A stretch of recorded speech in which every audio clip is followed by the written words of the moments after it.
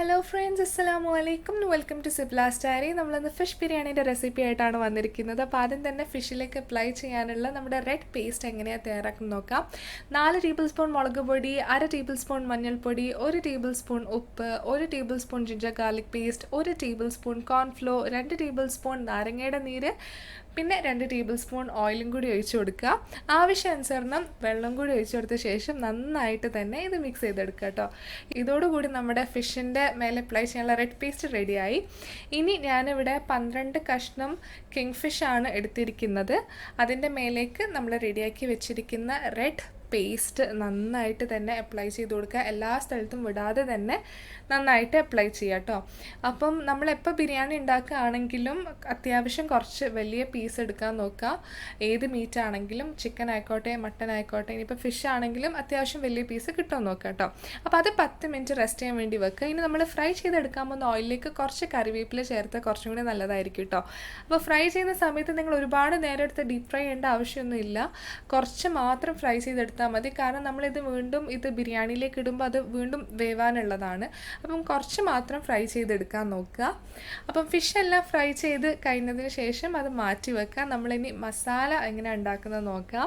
ഇതിനു വേണ്ടി ഞാൻ ഒരു പാനിലേക്ക് കുറച്ച് ഓയിൽ ഒഴിച്ചതിന് ശേഷം കുറച്ച് നമ്മുടെ പട്ട, അതേപോലെ ഏലക്കായ, കറാമ്പു ഒക്കെ ഇട്ടതിന് ശേഷം ഞാൻ 4 സവാളാണ് ഇവിടെ എടുത്തിരിക്കുന്നത്. അതിലേക്ക് ആവശ്യത്തിന് ഉപ്പും ഞാൻ ചേർത്ത് കൊടുത്തിട്ടുണ്ട്. എന്നിട്ട് മിക്സ് ചെയ്തെടുക്കുക. അത് കഴിഞ്ഞ് ഞാനൊരു 3 ടേബിൾ സ്പൂണിൻ്റെ അളവിൽ വരുന്ന നമ്മുടെ ഇഞ്ചി, വെളുത്തുള്ളി, അതേപോലെ കുറച്ച് പച്ചമുളകും ഇട്ടിട്ടുണ്ടായിരുന്നു. പിന്നെ ഒരു 5 ടേബിൾ സ്പൂൺ തൈര് ഞാൻ ചേർത്ത് കൊടുത്തിട്ടുണ്ട്. അതിലേക്ക് 4 തക്കാളി ഞാൻ ചേർത്ത് കൊടുത്തു.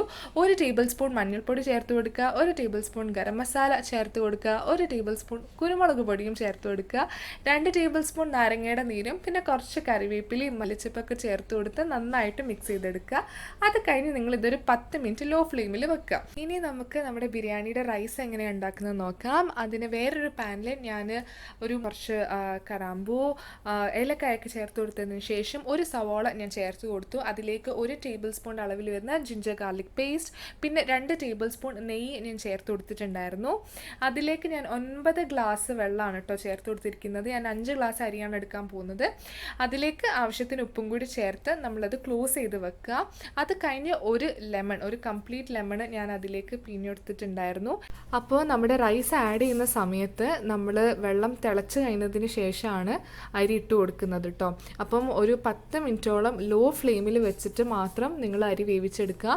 ഒരു 90% മാത്രം അത് വെന്താൽ മതി. ബാക്കി നമ്മൾ ദമ്മിടുന്ന സമയത്ത് നമ്മൾ റെഡിയാക്കി എടുക്കുകയാണ് കേട്ടോ ചെയ്യുന്നത്. അപ്പം ചോറ് ഓൾമോസ്റ്റ് ഇവിടെ റെഡിയായി കഴിഞ്ഞിരിക്കുകയാണ്. ഇനി വേറൊരു പാനിൽ നമ്മൾ കുറച്ച് ഓയിൽ, സവാള കുറച്ചൊന്ന് വറുത്തെടുക്കുക. ഇത് നമ്മുടെ ഡെക്കറേഷന് വേണ്ടിയിട്ടാണ് കേട്ടോ. അപ്പം ഞാൻ 1 സവാളയാണ് എടുത്തിരുന്നത്. പിന്നെ കുറച്ച് കാഷ്യൂ, അതേപോലെ റേസിൻസ്, ഇതൊക്കെ ഒന്നെടുത്തിട്ട് റോസ്റ്റ് ചെയ്യാം. അത് കഴിഞ്ഞ് ഞാനിവിടെ കുറച്ച് ക്യാരറ്റും കൂടി റോസ്റ്റ് ചെയ്തെടുക്കുന്നുണ്ട് കേട്ടോ. അപ്പം ക്യാരറ്റും കാഷ്യൂനട്ടും കറിവേപ്പിലയും ഇതെല്ലാം ഇതിൻ്റെ മേലേക്ക് നമുക്ക് ചേർത്തെടുക്കാനുള്ളതാണ്. അപ്പോൾ ഇത്ര മാത്രം സംഭവങ്ങൾ റെഡിയായി. അപ്പം നമ്മുടെ മസാല നമ്മൾ നേരത്തെ ലോ ഫ്ലെയിമിലിട്ട് വെച്ചിരുന്നല്ലോ, അത് ഓൾമോസ്റ്റ് റെഡിയായി കഴിഞ്ഞിരിക്കുകയാണ്. അപ്പം ഇത് എല്ലാവരും സൂക്ഷിക്കേണ്ട കാര്യം, ഫിഷാണ്, പെട്ടെന്ന് പൊടിഞ്ഞു പോകാനുള്ള ചാൻസ് ഉണ്ട്. അപ്പം അത് സൂക്ഷിച്ച് ആ മസാലയുടെ മേലെ വെച്ച് കൊടുക്കുക.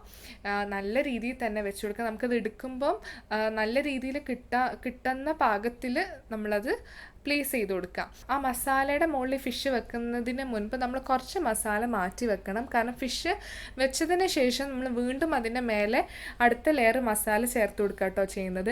എന്നിട്ട് നമ്മൾ അതിൻ്റെ മേലെ നമ്മുടെ റൈസ് എല്ലാം കൊണ്ട് ഇടുകയാണ് ചെയ്യുന്നത് കേട്ടോ. അത് കഴിഞ്ഞ് നമ്മൾ ഏറ്റവും ടോപ്പ് ലെയറിലാണ് നമ്മുടെ ഡെക്കറേഷനും കാര്യങ്ങളൊക്കെ ചെയ്യുന്നത്. നമ്മുടെ റോസ്റ്റ് ചെയ്ത് വെച്ചിരുന്ന സവാള, അതേപോലെ ക്യാരറ്റും കറിവേപ്പിലയും കാഷ്യൂ, റേസിൻസ് എല്ലാം അതിൻ്റെ മേലെ ചേർത്ത് കൊടുക്കുക. എന്നിട്ട് വീണ്ടും കുറച്ച് ചോറ് ഇട്ട് കൊടുക്കുക. വീണ്ടും അതിൻ്റെ മേലെ കുറച്ച് നമ്മുടെ ഡെക്കറേഷൻ സംഭവങ്ങളൊക്കെ എല്ലാം ചേർത്ത് കൊടുക്കുക. ഇനി നമ്മൾ എന്താ ചെയ്യാൻ പോകുന്നതെന്ന് വെച്ചാൽ നമ്മൾ നമ്മുടെ ബിരിയാണി ദമ്മിടുകയാണ് ചെയ്യുന്നത്. ദമ്മിട്ടാൽ മാത്രമേ നമ്മുടെ ബിരിയാണി കറക്റ്റായിട്ട് ആ ഒരു ടെക്സ്ചറിൽ വരുള്ളൂ. അപ്പം അതിന് വേണ്ടിയിട്ട് ഞാനൊരു 10 മിനിറ്റ് ലോ ഫ്ലെയിമിലിട്ടിട്ടാണ് ഇത് ദമ്മിടുന്നത്. എന്നാൽ മാത്രമേ നമ്മുടെ ഫിഷും അതേപോലെ റൈസും ഒക്കെ നല്ല രീതിയിൽ വെന്ത് വരുള്ളൂ. അപ്പം കറക്റ്റ് 10 മിനിറ്റ് കഴിഞ്ഞതിന് ശേഷം ഞാൻ ബിരിയാണിയുടെ ടോപ്പ് ഓപ്പൺ ചെയ്തിരിക്കുകയാണ്. നല്ല സ്മെല്ലും അതേപോലെ നല്ല ആവിയൊക്കെ വരുന്നുണ്ടാവും. എന്നിട്ട് നമ്മൾ മറ്റൊരു പാത്രത്തിലേക്ക് നമ്മുടെ ചോറൊക്കെ മാറ്റുക. എന്നാൽ മാത്രമേ നമ്മുടെ മസാല എത്രമാത്രം റെഡി ആയിട്ടുണ്ടാവും നമുക്ക് മനസ്സിലാവുള്ളൂ. അപ്പോൾ ഫിഷ് എടുക്കുന്ന സമയത്ത് സൂക്ഷിക്കുക, പൊട്ടിപ്പോവാതിരിക്കാൻ വേണ്ടിയിട്ട് നോക്കുക കേട്ടോ. അപ്പം ഇത്രയേ ഉള്ളൂ, നമ്മുടെ ഫിഷ് ബിരിയാണി ഇവിടെ റെഡി ആയിരിക്കുകയാണ്. എല്ലാവർക്കും ഈ വീഡിയോ ഇഷ്ടപ്പെട്ടെന്ന് വിചാരിക്കുന്നു.